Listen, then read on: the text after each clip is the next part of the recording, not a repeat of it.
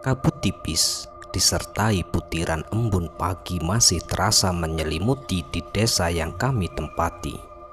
Sebuah desa kecil yang terletak di dataran tinggi di daerah Jawa Tengah. Rumah-rumah sederhana berjejer sepanjang jalan membentang, dan salah satu di antara rumah itu merupakan rumah yang kami tempati. Perkenalkan, namaku Sukma. Kisah ini aku alami sekitar tahun 2010, yang mana kala itu aku masih duduk di bangku sekolah menengah atas. Aku adalah anak tunggal. Ayahku bernama Basuki dan ibuku bernama Warsi. Saat itu kami juga tinggal bersama nenekku yang bernama Nek Tumini. Nenekku ini adalah orang tua dari ibuku yang usianya kala itu sekitar 90 tahun. Nenekku tinggal bersama kami karena kakekku kala itu sudah meninggal, dan kami sekeluarga yang tidak tega melihat beliau tinggal sendirian. Akhirnya mencoba mengajak beliau untuk tinggal bersama kami. Dan alhamdulillah akhirnya beliau pun mau untuk tinggal bersama kami. Walaupun sudah tua, beliau ini masih sangat aktif bergerak dan masih terlihat segar untuk orang yang seusianya. Nenekku juga memiliki sebuah hobi menjahit, dan rutin hampir di setiap harinya beliau selalu menjalankan hobi menjahitnya itu. Dalam hal ibadah, beliau pun tak pernah meninggalkan sholat 5 waktu, dan beliau betul-betul menjaga ibadahnya. Dan kejadian aneh ini bermula ketika pada suatu hari nenekku tiba-tiba menangis terseduh-seduh. Tangisannya terdengar sangat pilu, seperti orang yang sedang kehilangan sesuatu yang sangat dicintainya. Kami sekeluarga pun dibuat bingung dengan apa yang terjadi terhadap nenek. Kami semua juga sudah berusaha untuk bertanya, tapi kala itu nenek tidak menjawab sama sekali dan tetap terus saja menangis. Yang pada akhirnya setelah seharian nenek menangis, nenek pun berhenti. Entahlah, mungkin karena faktor kelelahan, hingga akhirnya beliau pun langsung tertidur. Kami sekeluarga berencana untuk menanyakannya di keesokan harinya saja ketika nenek sudah mulai kembali tenang. Di keesokan harinya, ibuku sebagai orang yang terdekat dengan nenek pun mulai bertanya apa yang menyebabkan kemarin nenek bisa menangis seharian. Namun, jawaban nenek kala itu adalah karena beliau sudah merasa sangat-sangat bersalah terhadap seseorang. Beliau betul-betul menyesali perbuatannya yang entah apa perbuatan nenek, karena setiap kali ditanyakan siapakah seseorang itu, selalu saja pertanyaan itu dialihkan oleh nenek, jawabannya pun selalu ngantur. Akhirnya ibuku pun menghentikan interogasinya dan membiarkan nenek sementara untuk tenang terlebih dahulu. Hari demi hari pun kami jalani, yang mana nenekku sesekali masih suka menangis, namun tidak begitu sering seperti dulu, dan kami sekeluarga pun berusaha untuk tetap berpikir positif. Mungkin saja memang karena faktor usia yang semakin menua. Akan tetapi di akhir tahun 2010, nenekku ini semakin aktif menangisnya. Bisa dalam 1 minggu beliau terus saja menangis di setiap harinya. Kami sekeluarga pun semakin bingung. Kami benar-benar tidak tega melihat nenek yang selalu saja bersedih. Dan ketika ditanya pun jawabannya selalu di inti yang sama, menyesali perbuatannya yang dulu. Tapi kami tak tahu apa yang nenek perbuat di masa lalunya dan kepada siapa beliau merasa bersalah. Namun siapa sangka, kekhawatiran kami ini tanpa kami sadari adalah awal dari sesuatu yang akan menimpa kami sekeluarga. Ibuku juga sudah beberapa kali mencoba bertanya ke beberapa sesepuh desa yang mungkin siapa tahu paham soal apa yang telah dialami nenek di masa lalunya. Namun saat itu tak ada satupun yang tahu tentang kesalahan nenek di masa lalu. Para sesepuh desa ini selalu mengatakan jika sedari dulu Nenek Tumini adalah orang yang baik dan hampir tidak pernah bersalah dengan orang lain di desa itu. Selain itu, ibuku pun aktif mengikuti pengajian setiap Jumat sore yang diadakan di masjid di desa kami. Akhirnya, ibuku pun mencoba bertanya ke Pak Ustadz yang memimpin pengajian. Ibu saat itu berharap jika Pak Ustadz paham atas apa yang dialami oleh nenek. Dan dalam pengajian itu, akhirnya Pak Ustadz pun bersedia untuk berkunjung ke rumah kami agar bisa bertemu langsung dengan nenek. Beberapa hari kemudian, Pak Ustadz akhirnya datang ke rumah kami. Kala itu, niat Pak Ustadz akan memberikan tausiah atau sekedar nasihat kepada nenek agar nenek tidak bersedih lagi, dan agar juga nenek bisa lebih mendekatkan diri kepada Tuhan, lalu memohon ampun dari kesalahan masa lalunya. Namun, sebelum dinasehati Pak Ustadz, kala itu segala pertanyaan Pak Ustadz pun selalu tidak ada yang terjawab secara logis oleh nenek. Jawabannya semakin lama semakin ngelantur, dan masih banyak lagi jawaban ngelantur dari nenek yang Pak Ustadz dan kami sekeluarga pun tidak paham ujungnya. Hingga pada akhirnya Pak Ustadz pun menyarankan jika memang nenek masih terus saja menangis seperti ini, agar lebih baik dibawa ke rumah salah satu guru dari beliau. Dan memang rumah guru dari Pak Ustadz jaraknya sangat jauh dari desa kami karena memang sudah berbeda kota. Karena lokasinya terlalu jauh, kami pun tidak bisa untuk langsung membawa nenek ke sana walaupun nenek masih terus saja menangis dengan aneh.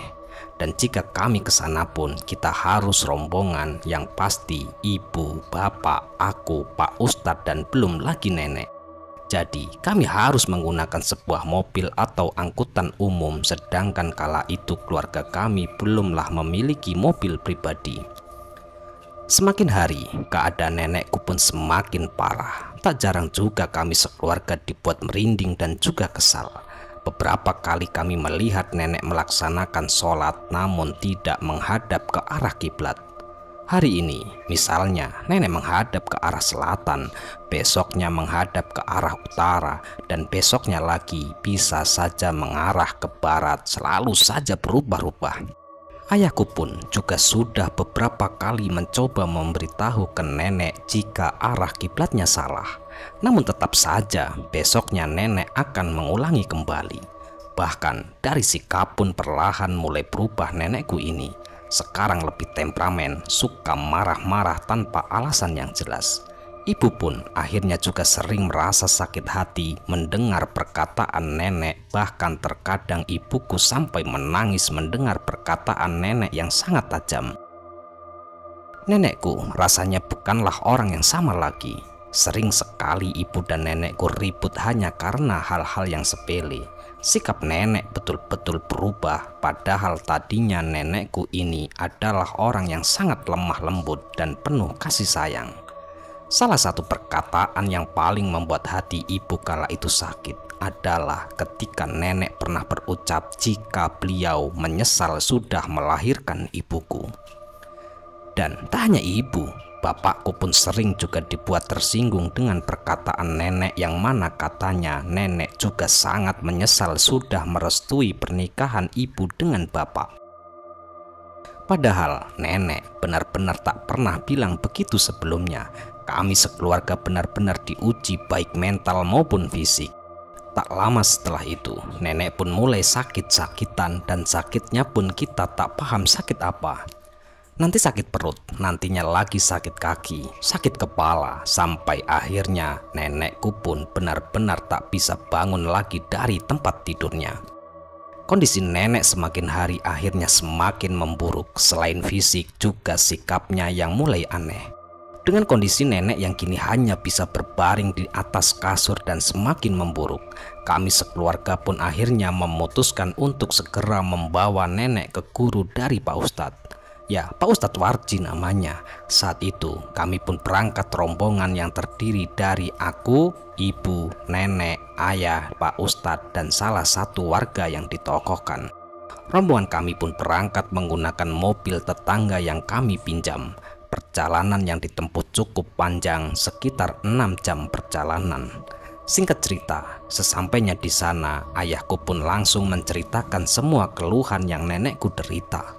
Diperiksalah nenek kala itu oleh guru dari Ustadz Warji yang bernama Pak Solihin. Setelah diperiksa, Pak Solihin pun kala itu tiba-tiba mengajak ayahku mengobrol dengan posisi yang agak menjauh ke belakang dari posisi kami saat itu. Pak Solihin berkata kepada ayahku, "Begini, mohon maaf sebelumnya Pak, bukan maksud saya menuduh atau berprasangka buruk dengan nenek. Tapi ini semua adalah demi kebaikan dan kesembuhannya. Jadi apakah ibu ataupun nenek ini sebelumnya pernah menggunakan ilmu hitam? Atau mungkin bersekutu dengan jin?" tanya Pak Solihin. Ayahku pun yang mendengar hal itu sangat terkejut karena menurut sepengetahuan ayah, nenek selama ini tidak pernah melakukan hal-hal yang aneh. Dan untuk lebih jelasnya, ayah pun akhirnya memanggil ibuku untuk mendapatkan penjelasan yang lebih detail. Ya, karena memang ibuku adalah anak kandung dari nenek yang pastinya lebih banyak tahu tentang nenek di masa lalunya. Menurut ibu pun, nenek tak pernah belajar atau menganut ilmu hitam. Bahkan ibu pun berkata jika nenek adalah orang yang cukup rajin dalam hal ibadah. Di sini, menurut Pak Solihin, nenekku ini ternyata sudah dihinggapi jin yang sangat kuat di dalam tubuhnya. Dan ini sudah berlangsung cukup lama. Pak Solihin pun mengatakan bahwa jin yang sudah bersemayam di tubuh nenekku ini adalah jenis jin burung tujoh. Jin ini terkenal sangatlah kuat dan untuk mengeluarkan jin ini pun tak mudah, sangat-sangat sulit. Hanyalah orang-orang tertentu yang bisa mengeluarkannya. Sedangkan Pak Solihin sendiri mengatakan jika ia jauh dari kata sanggup. Maka dari itu Pak Solihin pun menanyakan apakah nenekku benar-benar memeliharanya. Kalau memang iya, Pak Solihin harus tahu dulu di mana nenek dulu mendapatkan ilmu itu. Dan kalau kita sudah tahu di mana nenek dulu mendapatkannya, barulah kita bisa mencari solusi untuk melepaskan nenekku dari jeratan burung tujoh. Ya, untuk sementara waktu, ibu dan ayahku pun mencoba merahasiakan dulu tentang persoalan yang terjadi terhadap nenek. Sebagai bentuk antisipasi stigma negatif untuk keluargaku, terutama nenek, karena kita semua memanglah belum tahu secara pasti apakah nenekku memelihara jin atau tidak. Dan jika kabar ini sampai tersebar ke lingkungan akan berdampak tidak baik. Selama di rumah Pak Solihin, gelagat Pak Solihin seperti segan untuk memandang nenek, padahal kala itu nenek terlihat biasa saja. Beliau di sana hanya duduk diam di kursi roda. Ya, kami memang membawa nenek menggunakan kursi roda karena memang nenek kami sudah tak bisa lagi berjalan. Hingga akhirnya, kami pun akhirnya pulang dalam keadaan nenek yang belum bisa disembuhkan. Namun, poin pentingnya adalah paling tidak kami sudah tahu tentang apa penyebabnya nenek bertingkah aneh selama ini. Sesampainya kami di rumah, ibu dan ayahku pun langsung bertanya ke nenek perihal peliharaan jin. Namun, nenek kala itu mengaku tidak tahu menahu soal itu, apalagi sampai memelihara jin dan belajar ilmu hitam. Ibu dan ayahku pun kala itu sebenarnya setengah percaya setengah tidak. Dan kami semua akhirnya hanya bisa berdoa karena semakin hari kondisi nenek semakin memburuk. Kami semua benar-benar merasa kebingungan karena sampai saat ini belum ada solusi apapun untuk kesembuhan nenek. Kami pun berpikir juga di sisi lain, selain hal karena burung tujoh, bisa jadi nenekku seperti ini memanglah karena faktor usia. Ya, karena semakin tua, perasaan manusia akan lebih sensitif dan cenderung kembali ke sifat anak kecil. Begitupun juga menurut masukan dari beberapa kerabat dan warga desa untuk memaklumi perubahan sikap dan fisik nenek karena memang faktor usia.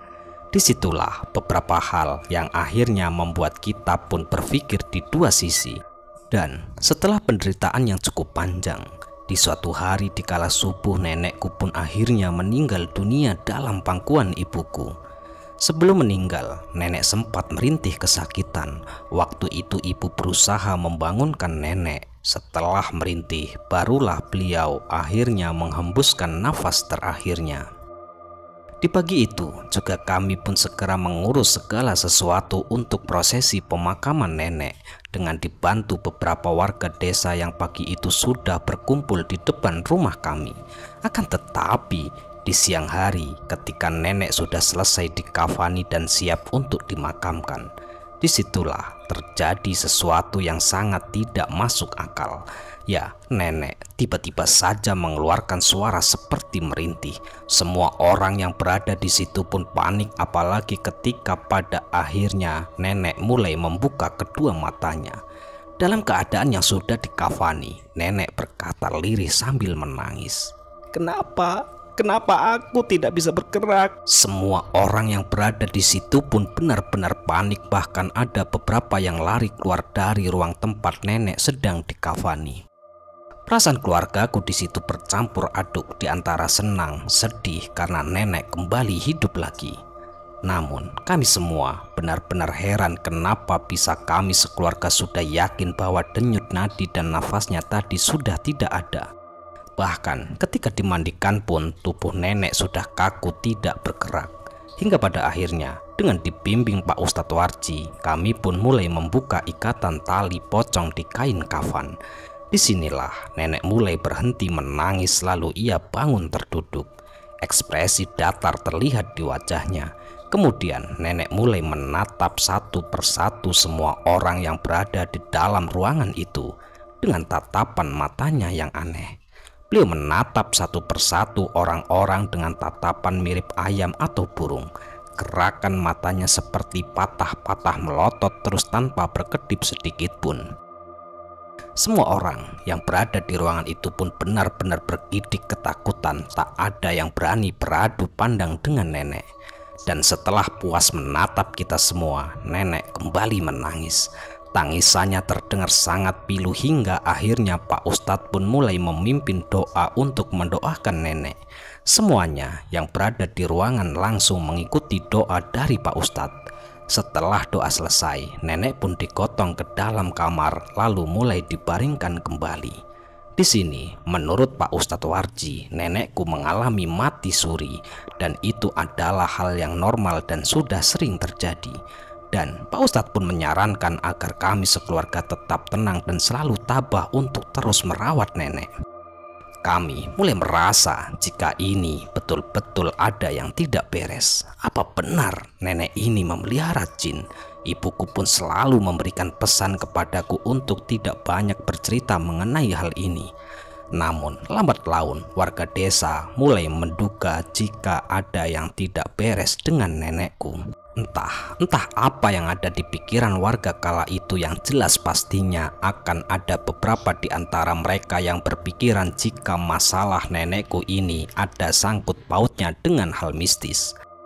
Setelah kejadian nenekku bangun lagi dari meninggal dunianya, beberapa bagian tubuh nenek mulai terlihat membusuk hingga mengeluarkan aroma yang sangat busuk. Dan untuk meminimalisir bau, kami pun menabur kapur barus di sekitaran nenek tidur. Pagi, siang, malam, nenekku masih tetap saja menangis. Dan kondisi nenek pun seperti sudah tak bisa bergerak sama sekali, hanya terbaring di tempat tidur selama 1 bulan lamanya. Hingga tibalah suatu malam sekitar jam 9 malam, nenek tiba-tiba saja memanggil-manggil ibuku. Kami bertiga pun bergegas datang karena kami gembira jika nenek akhirnya bisa bicara lagi.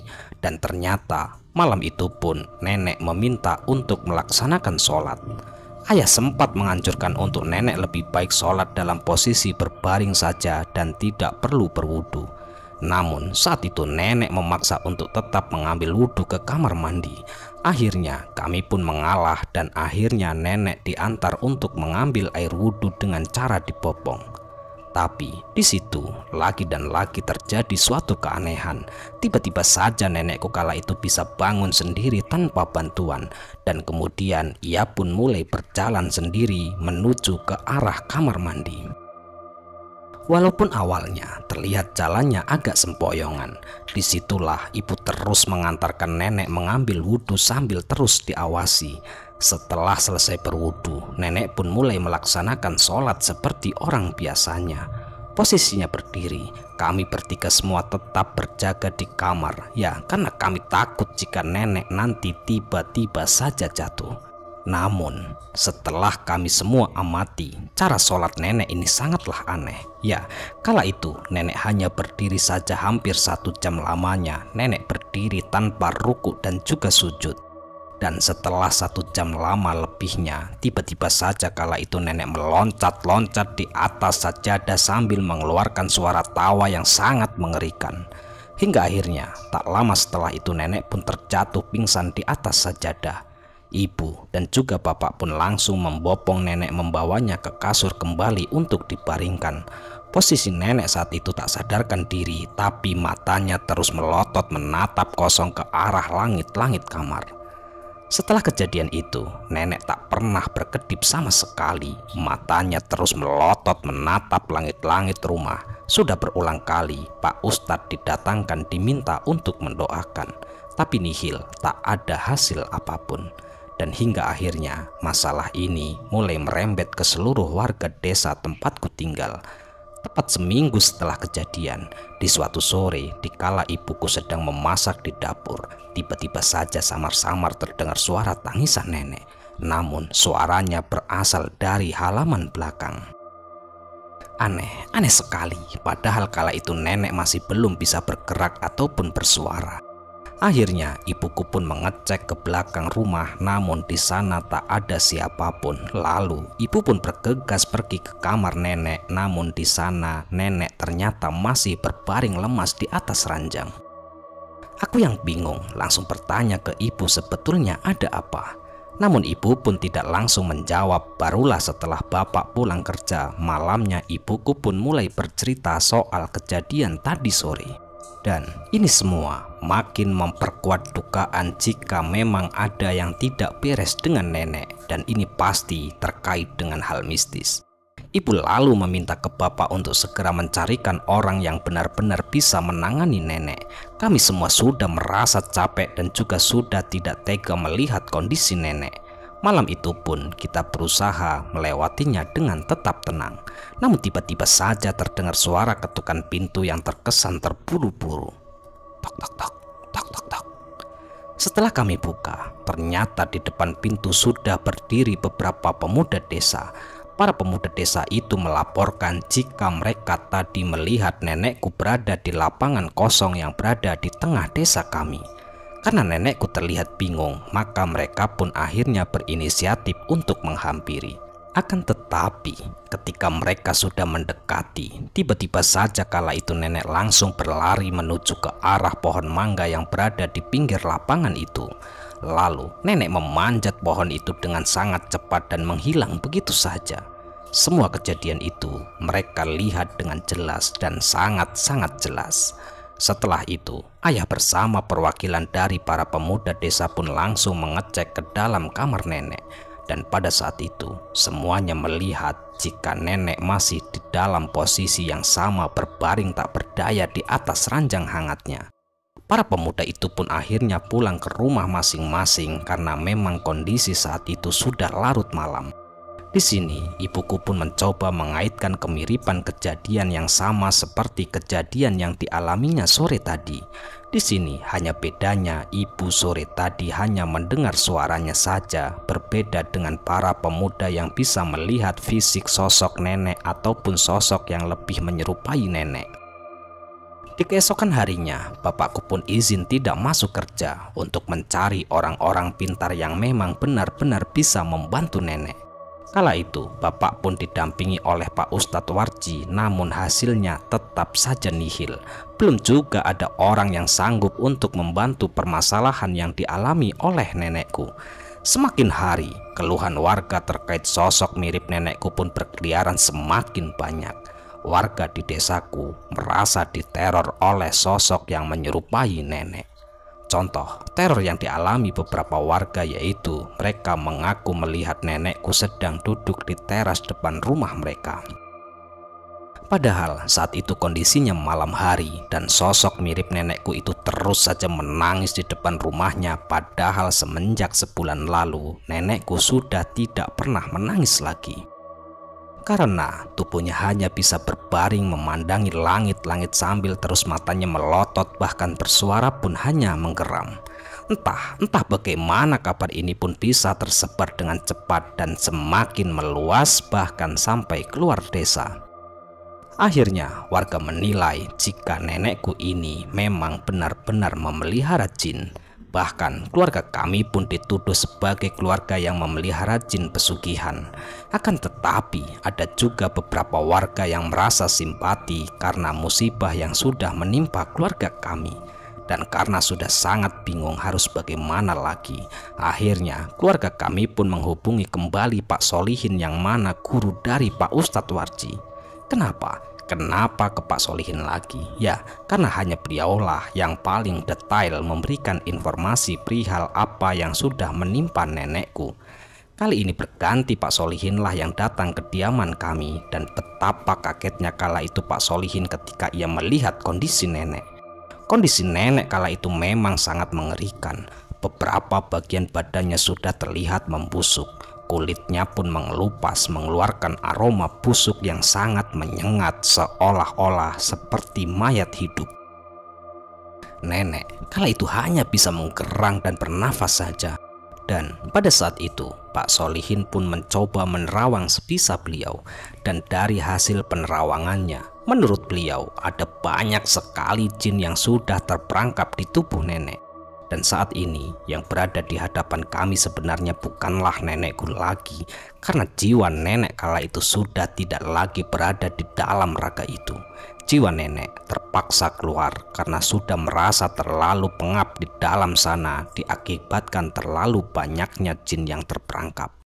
Dan ini semua akibat dari ulah burung tujoh. Ya, burung tujoh merupakan pagar badan manusia hingga menyedot semua jin yang berada di sekitarnya.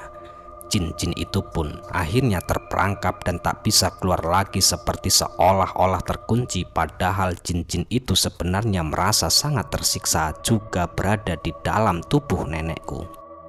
Disinilah kami semakin penasaran terkait burung tujoh yang menyerang nenekku. Pak Solihin pun menjelaskan bahwa burung tujoh itu bentuknya bukanlah menyerupai burung. Ya, burung tujoh ini berasal dari Pulau Andalas. Lalu soal bentuk aslinya juga belum bisa dipastikan seperti apa. Orang-orang yang bisa menguasai burung tujoh ini sudah bisa dipastikan menguasai semuanya atas kehendaknya.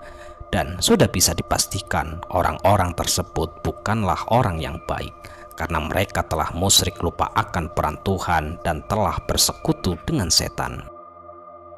Ada satu solusi menurut Pak Solihin, namun sangat beresiko solusinya. Ya, solusinya adalah memindahkan burung tujoh ini ke sanak saudaranya, tapi harus sedarah dengan nenekku. Sebenarnya cara itu hanya akan menjeda masalah saja, bukan untuk menghilangkan.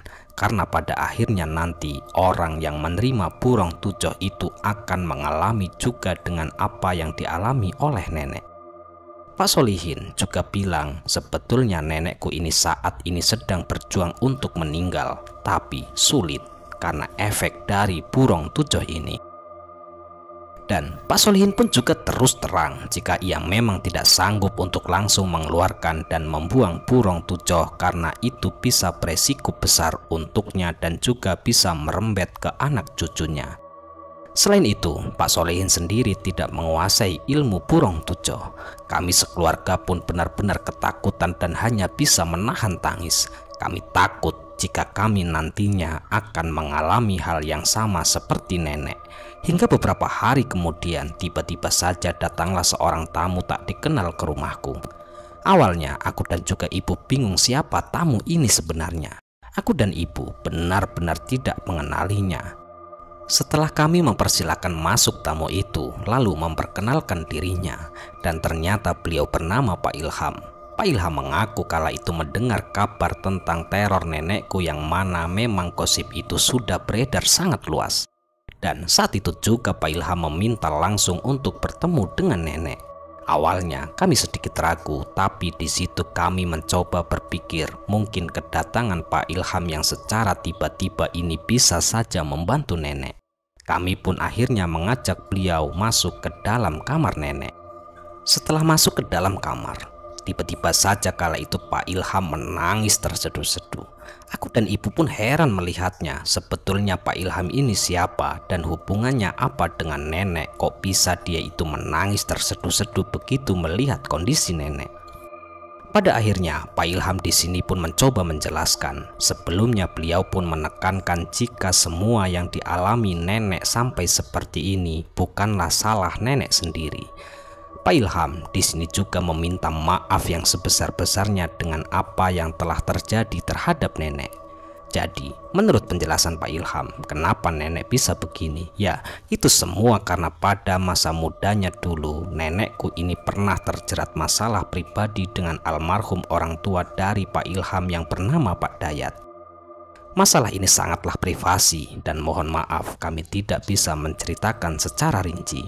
Inti dari masalah ini adalah masalah yang sangat besar, dan masalah ini terjadi ketika Pak Dayat dan nenekku masih sama-sama muda.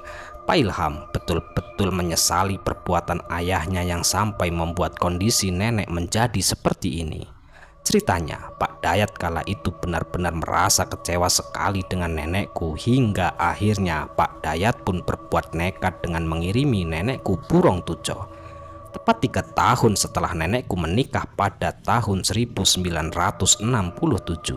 Dan tujuan santet dari burung tujo ini bukan untuk membuat korbannya cepat meninggal, tapi justru sebaliknya, jin ini tidak langsung bereaksi ketika dikirim.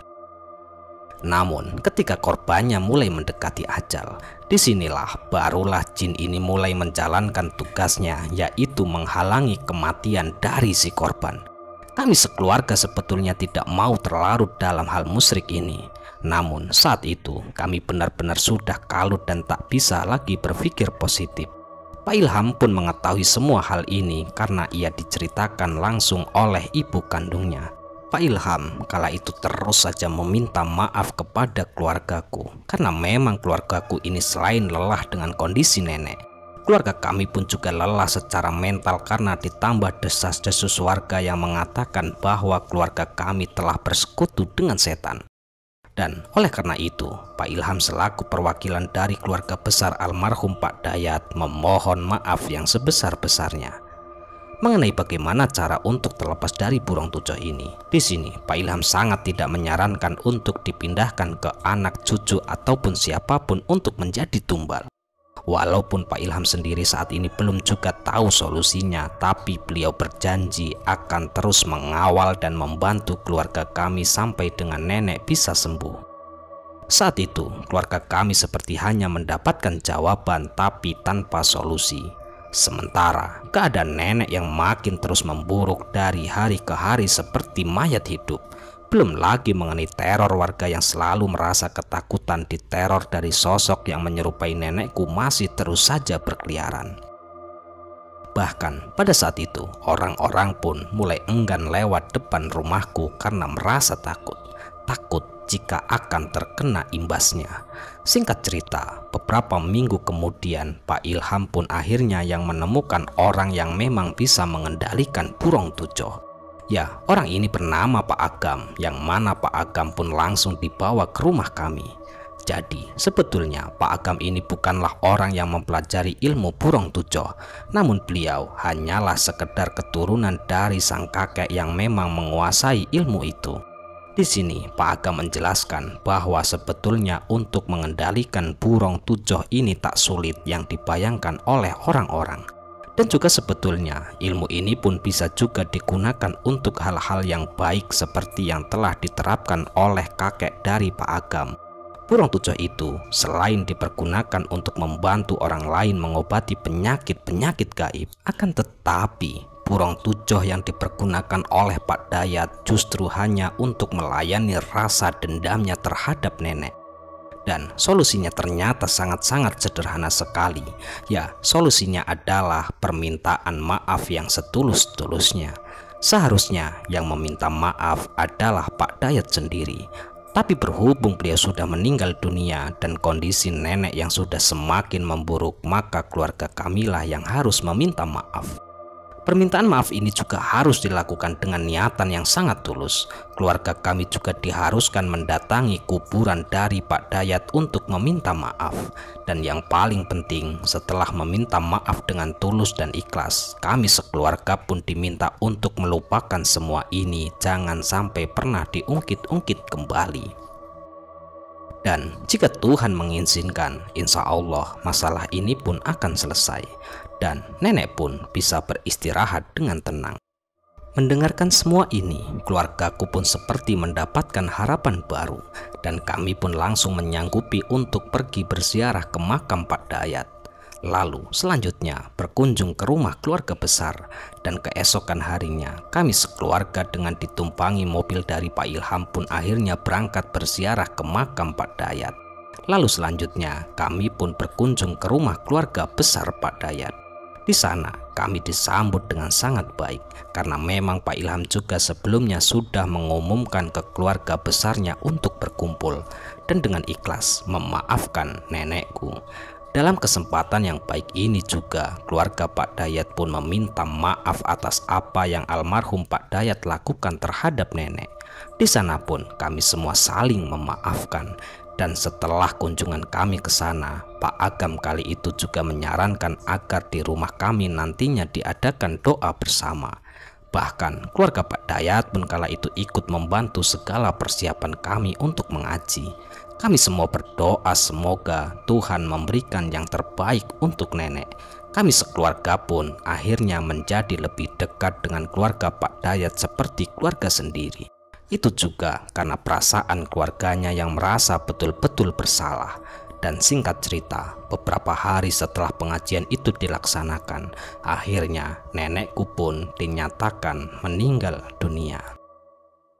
Dan pada saat kabar nenek meninggal dunia tersebar, kala itu banyak sekali dukun-dukun dan orang-orang pintar yang datang dengan maksud dan tujuan untuk meminta atau mengambil atau merebut burung tujoh yang sudah total keluar dari tubuh nenek. Ternyata burung tujoh ini menurut orang-orang yang paham sangatlah dicari-cari dan harganya pun sangat-sangat mahal. Selama prosesi pembuangan pun kami kala itu dibantu oleh Pak Agam yang memang keturunan langsung dari pemilik burung tujoh. Dan untuk menjaga agar situasi tetap kondusif, Bapak Kepala Desa beserta perangkat dengan dibantu beberapa warga desa menjaga dengan ketat selama proses pengurusan jenazah sampai dengan proses pemakaman nenek. Saat itu hanya keluarga terdekat saja yang boleh melihat dan menghadiri semua rangkaian prosesi itu. Kami juga sekeluarga memanglah tidak mengizinkan untuk orang lain memiliki burung tujoh tersebut karena takut akan disalahgunakan dan akan memakan korban lagi. Cukuplah keluarga kami saja yang merasakan hal tersebut. Semoga nenek bisa beristirahat dengan tenang dan ditempatkan di tempat terbaik di sisi Tuhan Yang Maha Esa. Amin, amin, ya robbal alamin. Ya, sekian cerita kali ini. Semoga cerita ini bisa menghibur dan cerita ini bisa bermanfaat yang kami harapkan. Kami ucapkan mohon maaf yang sebesar-besarnya jika ada kata-kata yang salah yang kami sampaikan di dalam cerita. Dan kami ucapkan terima kasih banyak kepada teman-teman semua yang telah mendukung kami. Semoga amal kebaikan teman-teman dibalas oleh Allah Subhanahu wa Ta'ala berupa hal-hal yang lebih baik dan lebih bermanfaat dalam kehidupan kita semua. Sekali lagi saya ucapkan mohon maaf yang sebesar-besarnya jika ada kata-kata yang salah yang kami sampaikan di dalam cerita. Baik, sampai jumpa di cerita-cerita selanjutnya. Akhirul qouli wassalamualaikum warahmatullahi wabarakatuh.